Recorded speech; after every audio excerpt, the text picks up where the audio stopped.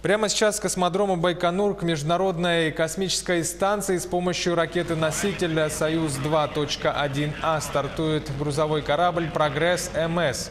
Эти кадры мы получаем из Казахстана с космодрома Байконур в режиме реального времени. Корабль должен доставить на станцию около 2 тонн различных грузов, в частности топливо, научное оборудование, продукты, медикаменты и многое другое. Грузовой корабль направляется к МКС по сверхкороткой схеме полета. Это означает, что космический аппарат совершит 2 витка вокруг Земли. Ранее «Прогрессы» отправлялись к МКС либо по двухсуточной схеме, это 34 витка вокруг планеты, либо долетали до станции за 6 часов за 4 витка. Впервые сверхкороткую схему полета к МКС удалось реализовать при запуске грузового корабля «Прогресс-МС-09», который успешно долетел до станции в июле 2018 года, чуть более чем за 3,5 часа. Новую короткую схему полета к МКС предполагалось впервые отработать на грузовом корабле «Прогресс-МС-07» 12 октября 2017 года.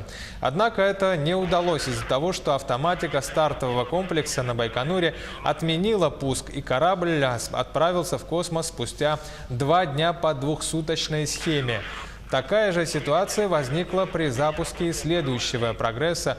Первоначально корабль планировалось отправить в космос 11 февраля 2018 года. Однако за несколько секунд до старта автоматическая система отменила операцию.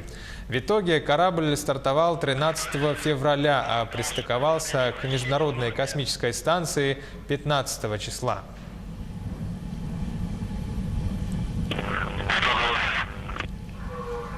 Есть выключение двигателя боковых блоков, есть отделение боковых блоков.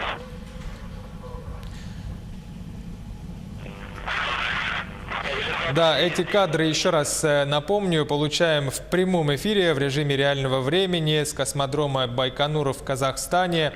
Там к Международной космической станции с помощью ракеты-носителя «Союз-2.1А» стартовал грузовой корабль «Прогресс-МС».